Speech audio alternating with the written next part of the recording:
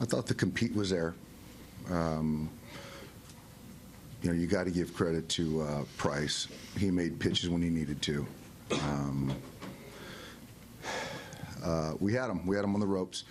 I thought that early on we stressed him. We had some situational at bats, got some base runners, took our walks. And the difference is they got the big hit when they needed and we didn't.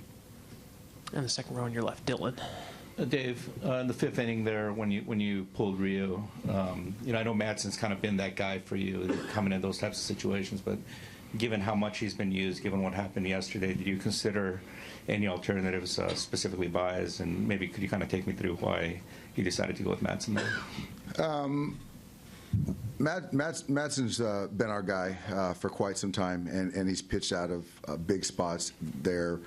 The usage right there, I'm not worried about that. He's fresh. He pitched yesterday, didn't throw too many pitches. Had a couple days off coming into the series, have an off day tomorrow. So that part of it was pretty easy, and I just felt I really liked him against Pierce. And in that spot, he's done it time and time again for us, but the last couple of nights it hasn't worked out. The walk, very uncharacteristic, and he gave up a flare single to Martinez. We'll stay right there with Ron.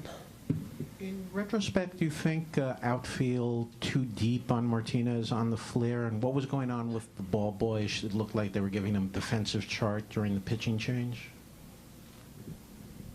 I'm not aware of the ball boy given whatever he was delivering. But I think that with the Martinez ball, even if he was in, it's going to drop in. So it's 2 out. They're running on contact, and you got to still respect JD's power. But I thought it was an executed pitch that he just got enough of it to muscle it out to the outfield. So I don't think the outfield depth really played a factor in that. And the second row on the aisle. Well, Dave, the club has been in this kind of situation before throughout the season. You know, you win a few, you drop a few. This just happens to be the World Series. Leaving Boston, what's the mentality, and how do you approach the next games, which you obviously have to win? We do. We got to find a way to win a baseball game.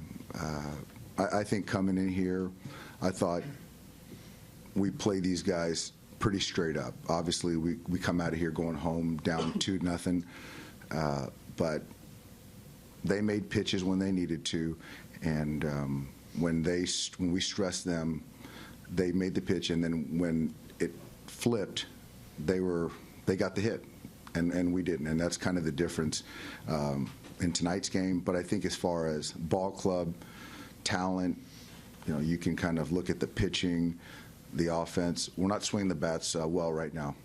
That's obvious. But I think getting home, seeing their guys in the pen, I think we'll be ready for Game 3. Right up front, Darren. Dave, knowing how proficient they are with 2 outs, did you consider giving Ryu a quicker hook after he gave up that single to Vasquez? No, I didn't. You know, he had Vasquez 1 and 2, gives up a base hit on a backdoor cutter, I think, and with Mookie right there, gives up a ground ball base hit. And I thought he was in control the entire night. I thought he was executing. And Benintendi put a good at bat on him and earned a walk. But for me, right there, you know, I have a decision to make to give Ryu a chance to get out of that spot and face Pierce, or go with a guy that I know matches up really well. Hasn't seen much of him. Saw him the night prior.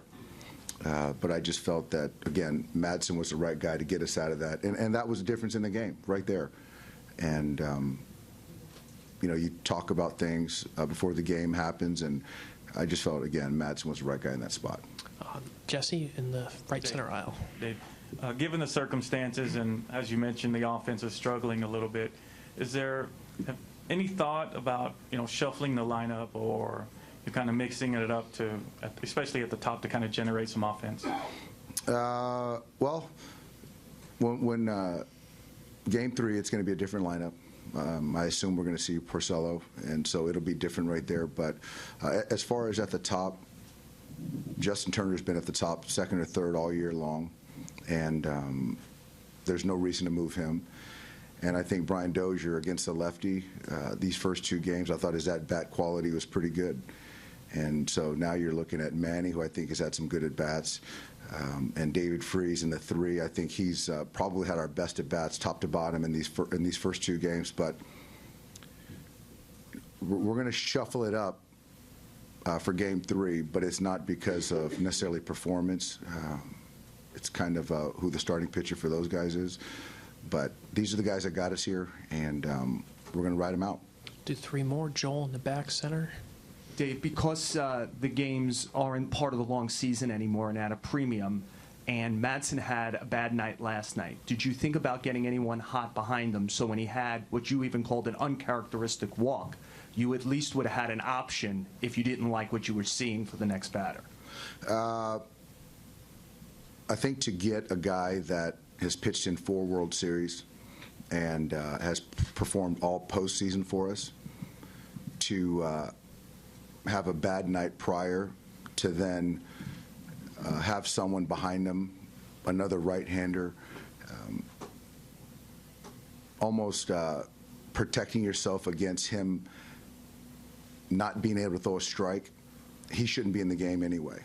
So when you've got a couple right-handers that he's going to face, you feel confident that he can go out there and get those guys. So if I had any thought to have Baez or somebody behind him, then he was the wrong guy.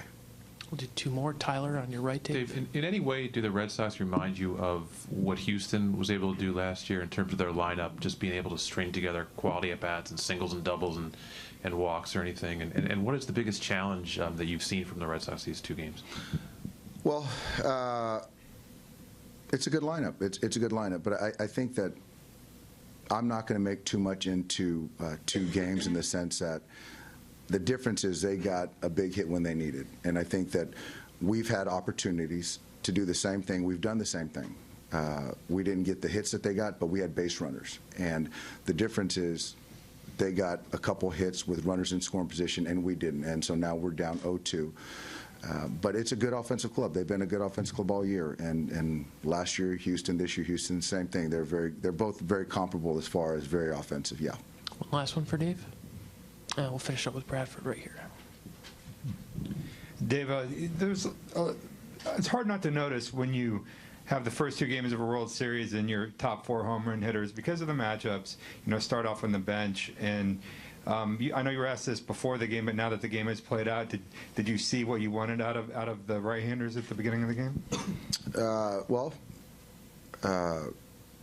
David Freese, I think that he's done everything we've asked of him. I think Brian Dozier, the quality has been there. I don't think the results. He's got a couple walks in these first 2 games, and this is 2 games, and obviously it's magnified. It's the World Series, but it's still 2 separate baseball games. I think that Taylor and Hernandez didn't swing the bat well these 2 games. I think CT's had a really good postseason, but it's hard to have guys that slug that, Peterson, Muncy, Bellinger on the bench.